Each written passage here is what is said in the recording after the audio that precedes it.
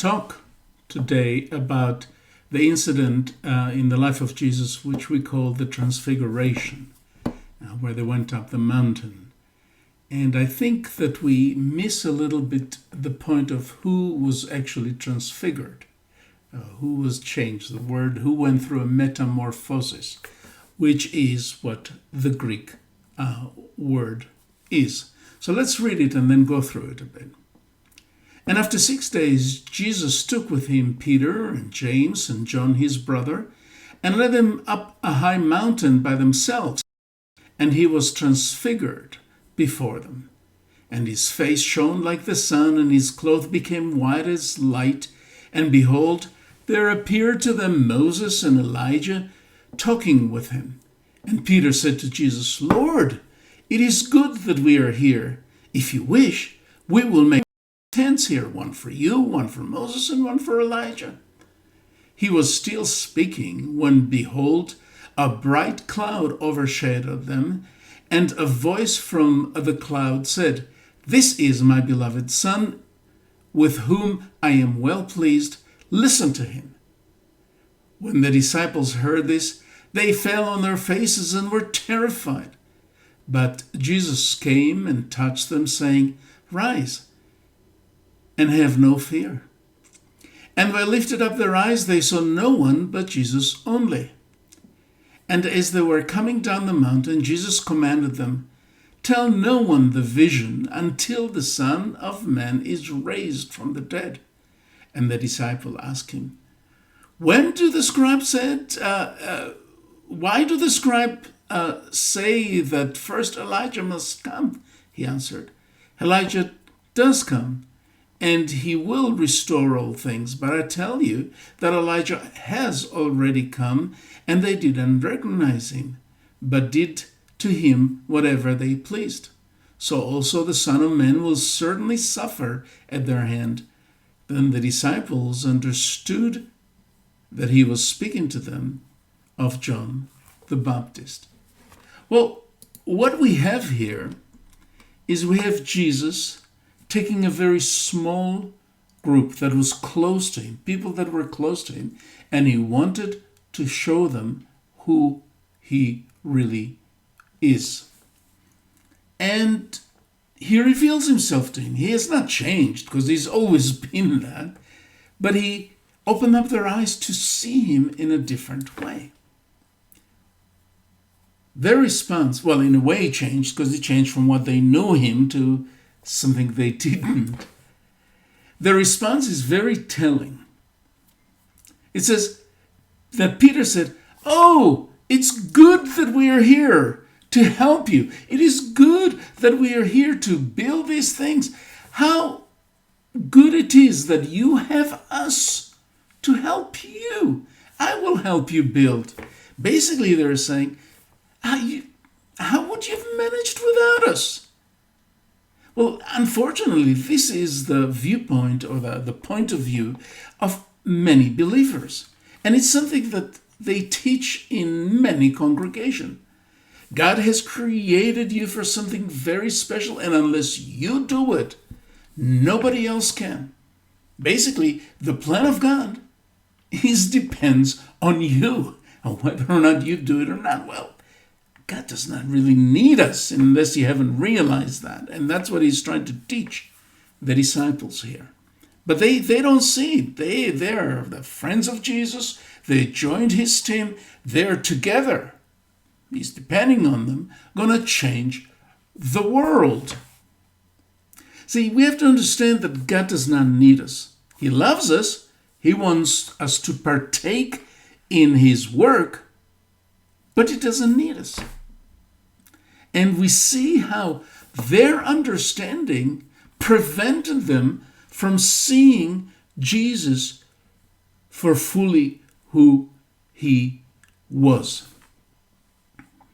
As they think that he needs them. They think that they should build tabernacles or little things for Elijah, for Moses, for Jesus. Come on, they're there to do things for him. And he's dependent on them.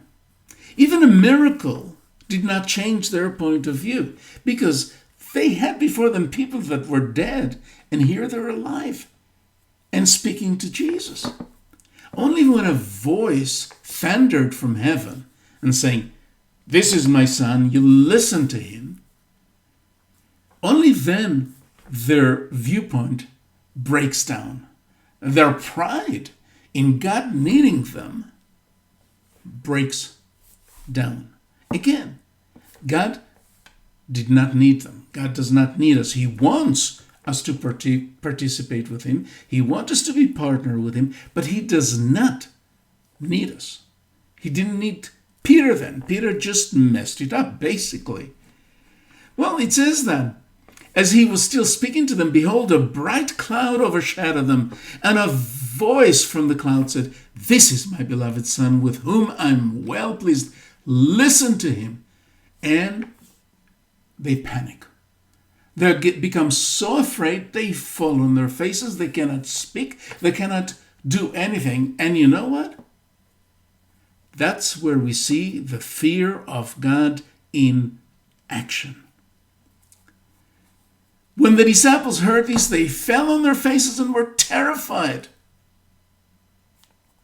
You know, it says the fear of God is the beginning of wisdom. And people say, well, it's not really fear, it's respect, it's whatever. But when we hear the voice of God from heaven, when we see Jesus for who he is, we are afraid. Because we realize that we are but a worm.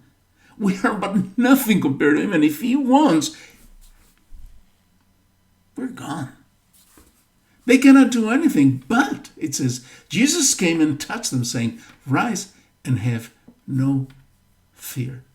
See, the fear of God that happened through a miracle, that happened through a mighty voice from heaven, gave them the wisdom. And that finally changed. See, their fear of God causes them to understand who Jesus is and that he doesn't really need them. And it's beautiful because in verse 8 where it says, "And when they lifted their eyes, they saw no one but Jesus only." What a beautiful point of view. They finally saw what they needed to see. Only Jesus, not themselves. He didn't need them. Only Jesus. You know, when God calls people that are close to him to special encounters where he gives them the revelation of who he really is. He's looking for people that want to be close to him. He's looking for people that would receive that revelation from him. And in order to do that, we need to be close to him. We need to be willing to be shocked, to be fearful from God in order to see him for who he is. And you know, as they come down, Jesus tells them, don't tell anybody. This is just between you and me until the right time. Just like in marriage, there's things in the relationship with God that we are to keep to ourselves, that they're precious, that they're special, just intimacy between God and me. And we're not there to go out and tell everybody, yeah, look what God did with me. I am me, great friend of Jesus, great minister of Jesus. Because we realized that it's not us that are helping him, but him that is helping us. And we see that right after that, they start understanding things that they did not understand before. And that's what happened when we have that great revelation of who God is and the fact that with all his might and power, he doesn't need us. Nothing we can do derail his plan.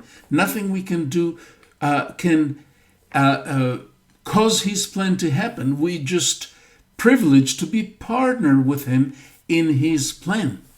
And if we don't achieve, if we don't accomplish, he is still able to cover and do his will. It doesn't depend on us. It depends on who he is.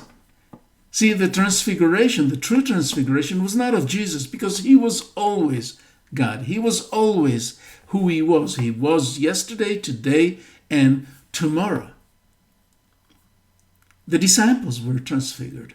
The disciples were changed by the experience.